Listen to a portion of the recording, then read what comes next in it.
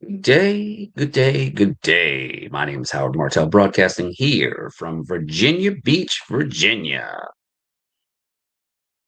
We're going to be talking about a book that I finished reading, incredible read. If you had a chance to, it's called Stop in the Name of God by Charlie Kirk. This was the book that he wrote prior to him going to be with the Lord.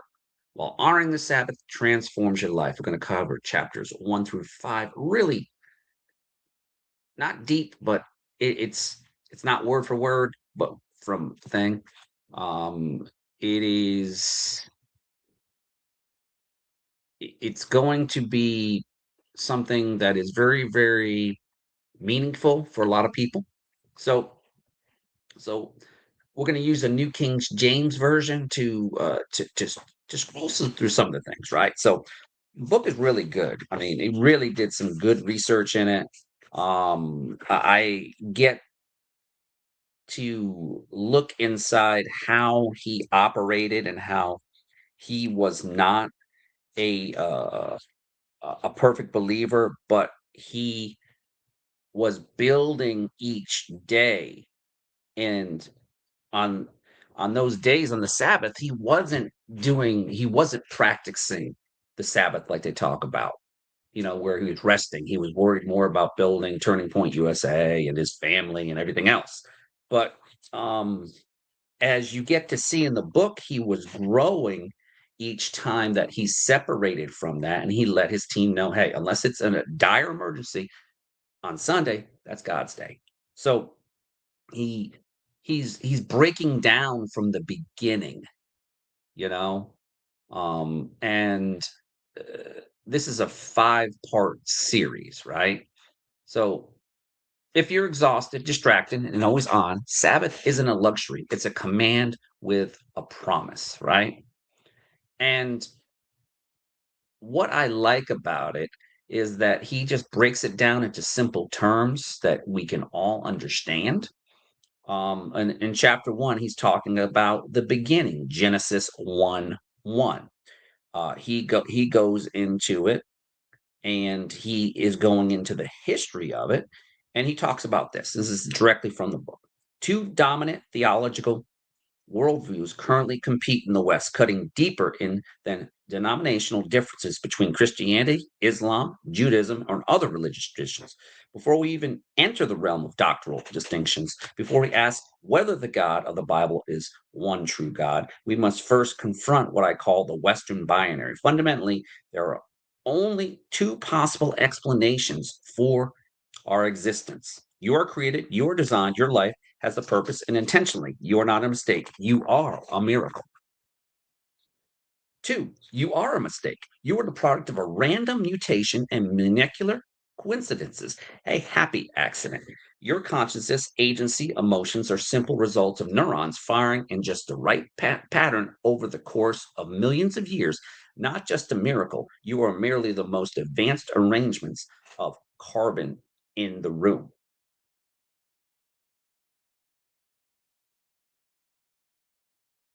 And there's two choices facing the modern West.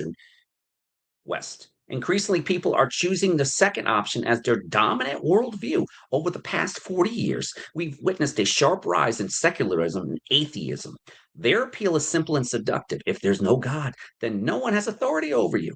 And if there's no divine order, then there's no moral obligation, no higher law to challenge your desires or obstruct your will. In the absence of God, human autonomy becomes the ultimate value and personal choice reigns supreme.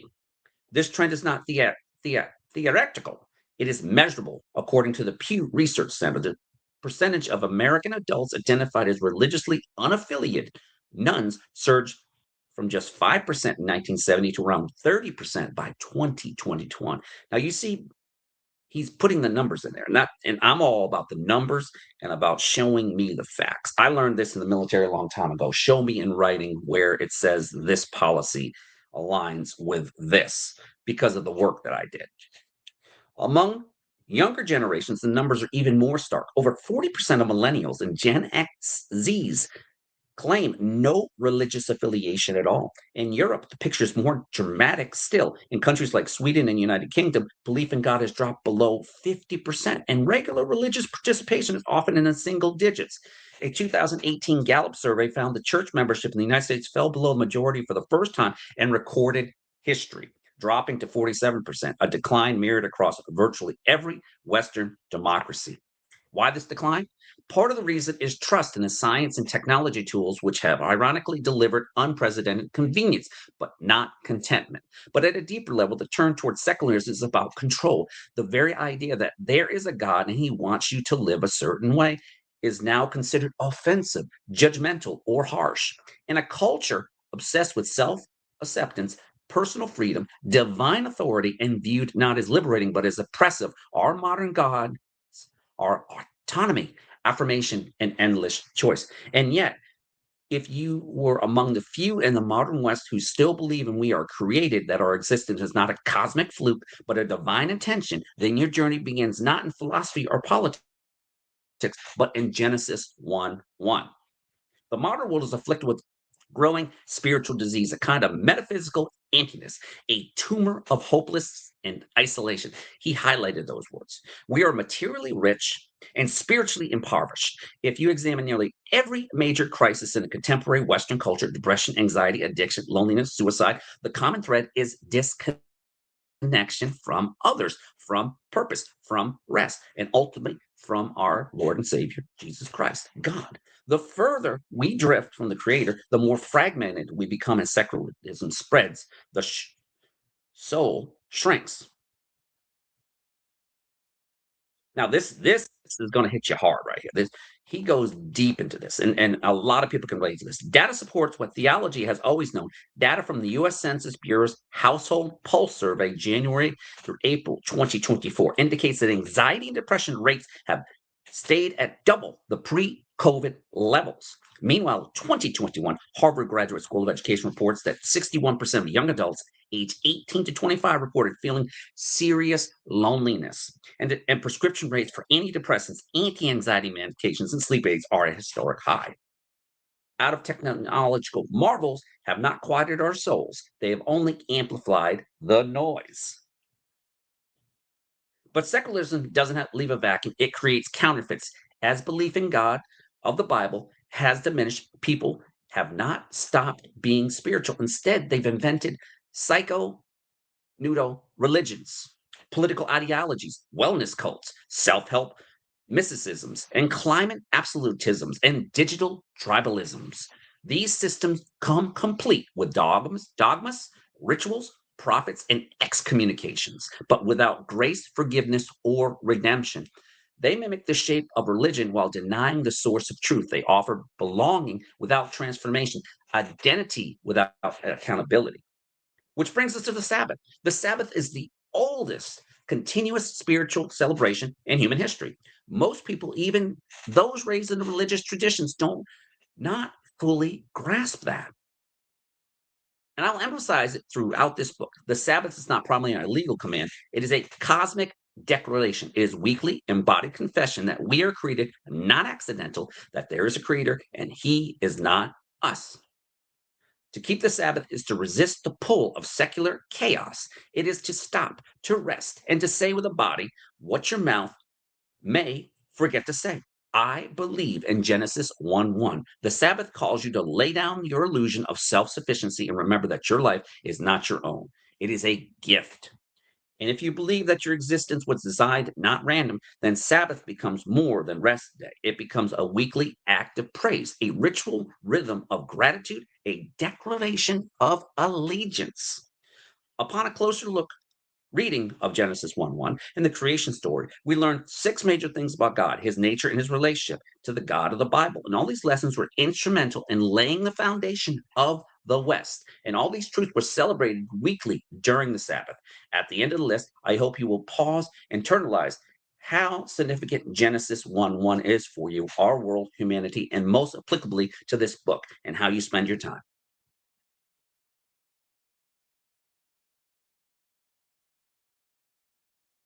Now, And yet, even with all the experiences, I find it difficult to fully express the weight and wonder of Genesis 1:1. Those 10 words, in the beginning, God created the heavens and the earth, do not merely begin a book, they launched a worldview. They shattered ancient chaos myth. They introduced a rational universe governed by order and laid the philosophical foundation upon which Western civilian was built. Every assumption we make about meaning, matter, morality, and minds trace back to this verse. It just doesn't explain the world, it made an understanding of the world possible. Before I go further in this topic, I must give credit to the Dennis Prager for his numerous teaching through decades that helped consolidate the list of things we learn about God and implications of Genesis 1:1 is list. Number one, everything came about by God.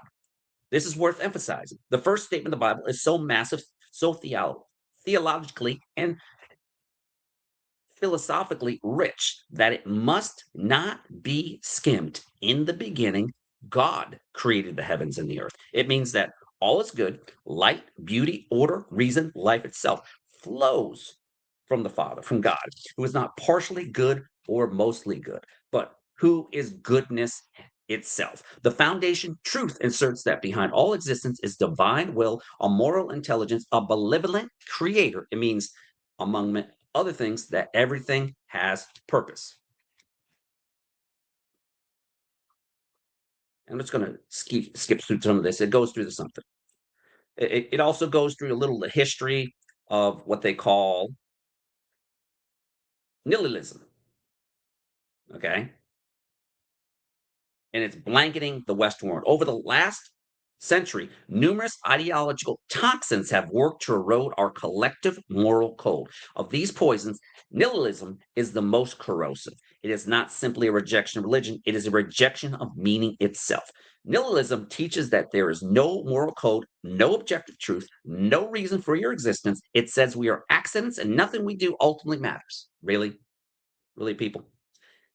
The fruit of this belief is despair, and we are watching that despair blossom across generations. To define it plainly, nihilism is a belief that life is fundamentally meaningless. It denies any high order, any transcendent moral framework, and any ultimate purpose. It is ideology of the abyss. Friedrich Nietzsche, one of the most famous and complex advocates, wrote, God is dead, and we have killed him. For Nietzsche, the death of God was not cause for celebration, it was a catastrophe. Without God, he predicted society would descend into moral chaos. Humanity would need to invent its own values in the face of overwhelming meaninglessness. He later warned, he who has a why to live can bear almost anyhow. But nihilism leaves no why, only the howling winds of randomness and despair. Jean Paul Sartre, another key figure in the philosophy of meaninglessness, wrote, man is nothing else but what he makes of himself. There is no human nature, since there is no God to conceive it. For Sartre, meaning was not found, it was invented. But the burden of self creation without any foundation leads not to liberation, but to profound anxiety. Without a creator, you must fabricate your identity, your morality, and your destiny from the dust.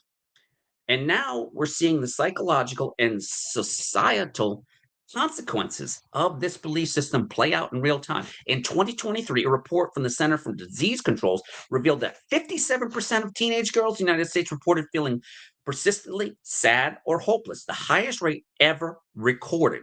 Suicide is now the second leading cause of death from people age 15 to 24, according to the National Institute of Mental Health.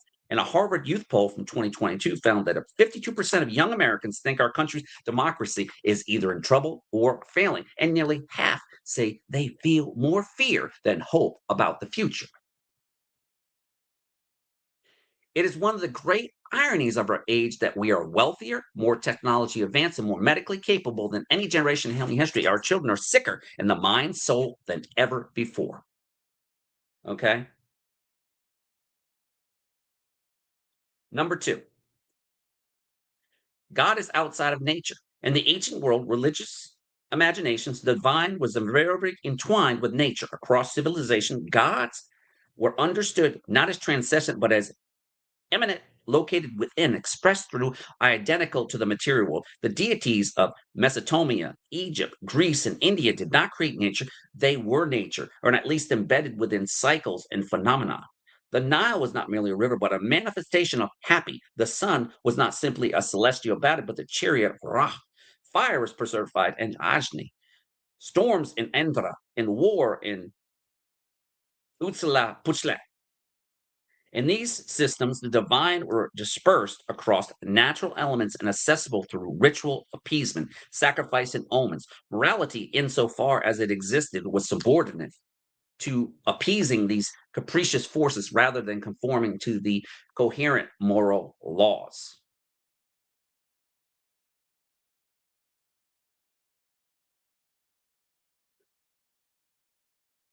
So, as Isaiah prophet states, for my thoughts are not your thoughts, neither are your ways my ways, declares the Lord. For as the heavens are higher than earth, so are my ways higher than your ways, my thoughts than your thoughts. Isaiah 55, verses 8 through 9. In this view, God is not part of a created order, He is the architect and lawgiver and sustainer.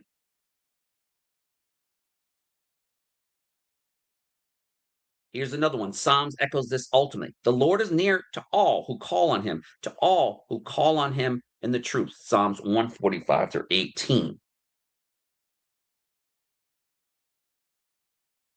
And this is what David wrote. When I look at the heavens, the work of your fingers, the moon and the stars, which you have set in place, what is man that you are mindful of him, and that the Son of Man that you care for? Psalms 8, 3 through 4. So Psalms got a lot of great nuggets in there. I'm not going to go through all of it. Number three, God created time. There was no before in any human sense. No ticking clock, no passage, no beginning or end. Time itself was summoned into existence by a divine fiat. In the opening word of Genesis, in the beginning, God created the heavens and the earth. The phrase in the beginning is not merely poetic, it is metaphysical. It signals the dawn of chronology, the very first moment where duration entered the cosmos. In the New Testament, the Apostle Paul also affirmed the creation of the times, stating in 1 Corinthians 2:7 that God had destined the coming of Christ for our glory before times. Prior to creation, there were only external, timeless presence of God. From his stillness, he spoke, and with his word came not only matter and life, but sequence, succession, and rhythm. All right. And it goes to the history. You're going to look there. Number four, because at time, I just want to, I value your time. So you definitely need to get this book. Number four, God is monotheistic. Paulinism has been the human norm. Interestingly, atheism is relatively a new phenomenon. Believing in just five senses and relying on one reason is a new Western view with the last 100 years and 50 especially. Almost all human history, from Egyptians to Hindus to Incas, the standard belief system was to pray to many gods, as we detailed previously. Those gods were typically found in nature or had some natural phenomenon or manifestation. Growing up, I remember visiting a Hindu family, very gentle and kind people who hired my father to do major architectural project. In their home was an elaborate shrine with hundreds of different gods. In fact, in a Hindu custom that some families have, a series of gods assigned directly to them. Even as a child, I found this practically and morally troubling. I had immediate questions such as, what happens when the gods are in conflict? And which god has the ultimate authority? What moral code do you live by if you have 100 deities saying 100 things? That's a great question. I later learned that Hinduism recognizes multiple categories of deities that manifest in countless forms, an unfathomable amount of power, sources to pray, to worship, recite, and even remember. And the God of the Bible is fundamentally different than the prevailing customs and norms of the ancient river civilizations. There were many gods. There is God, Yahweh, Jehovah, Elohim, El Adonai, are all terms used for the God of the Bible. Here's a helpful quick summary of what each term means and all which point to one God. A declaration, Yahweh, is often rendered as tetragrammaton, meaning your four letters, is the most sacred and personal name of God in the Hebrew Bible. It is derived from the Hebrew root ayah, meaning to be, and to closely linked to God's declaration in Exodus 3:14, I am who I am. This name asserts God's external, self existent nature. He's not created, not dependent, and not part of the material world in the context of Genesis 1:1, although the name Yahweh does not appear until later chapters, significant as the covenant name of the one true God anchors biblical monotheism. Yahweh or YHWH, is not merely a God among gods. He's the only uncaused, transcendent over creation, yet intimately involved with it.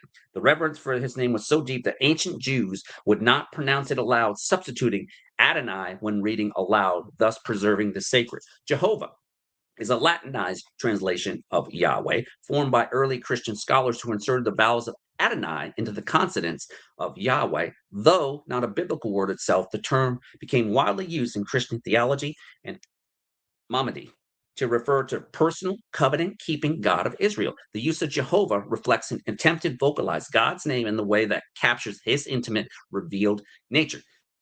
Theologically, it helps reinforce the concept that creative Genesis 1:1 is not a distant deity, but one who reveals himself personally to humanity. While the name appears chronologically in Genesis 1:1, which uses Elohim, Jehovah reminds readers that powerful creator is also the same God who later binds himself to humanity through the covenant, law, and redemption. Let's look at the time right now. I'm pretty sure we're good right now. Good, we're at 20 minutes. Elohim is the first name attributed to God in the Bible. In the beginning, God, Elohim, created the heavens and the earth, Genesis 1:1. Okay. We have El. El is a singular, more basic form of Elohim, often translated simply as God. It appears in many compound names for God: El Shaddai, El Elohim, Elohim, emphasizing different aspects of his nature. As the root term El was used in many Semitic cultures to refer to their deities, but in the Hebrew Bible is purified, defined as pointing to one true God. In Genesis 1:1, though the word used is Elohim, the connection to El reinforces God's identity as a singular and supreme. Adonai, meaning Lord or Master, emphasizes God's authority, sovereignty, and ownership over all creation. It's used as a reverent substitution for YHW or Yahweh, particularly in Jewish worship to avoid pronouncing the divine name. While not used in Genesis 1:1, Adonai reinforces the biblical assertion that God was created, the heavens and the earth, is not just distant power, but the rightful ruler of it all. In the context of monotheism, Adonai reminds us that God is not merely the origin of existence, he governs it. He commands, he appoints, he directs. Calling God Adonai expresses submission and reverence. It proclaims that the creator is also king and creation itself is subject to his will. Wow, this is a good book, people. I'm telling you. If you get a chance to read this, you're going to learn a lot. Number 5, God didn't just create the world, he designed it. As a true As I travel to more than 50 college campuses a year, engage in hundreds of hours of debate with professors, influencers, and students, my question keeps rising to the surface: the God question. In our age of technological Trumpism, we like to think of ourselves as profoundly enlightened. Look at us. We have cross country travel, vaccines and antibiotics, AI and smartphones. Surely that God stuff must be ancient superstition.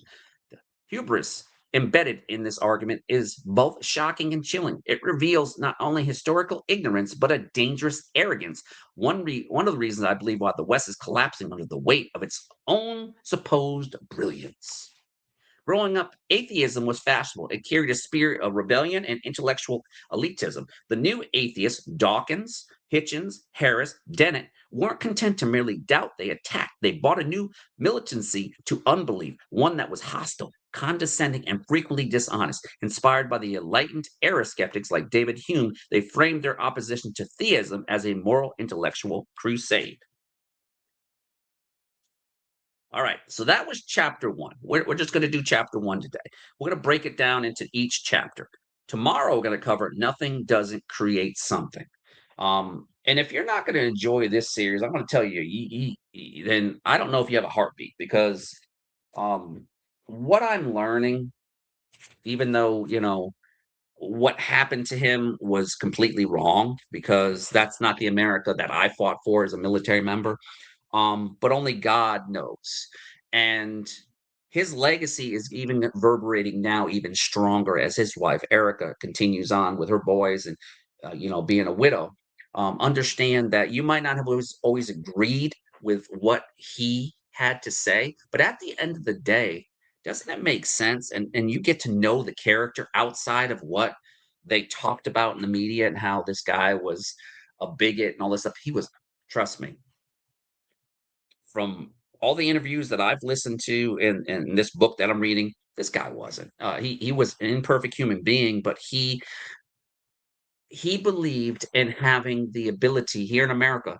We have free speech, and whether you like it or not, you can either turn that TV off, which is feeding your mind nonsense, or you can get into your Bible and you can lean into God and understand, your true given purpose.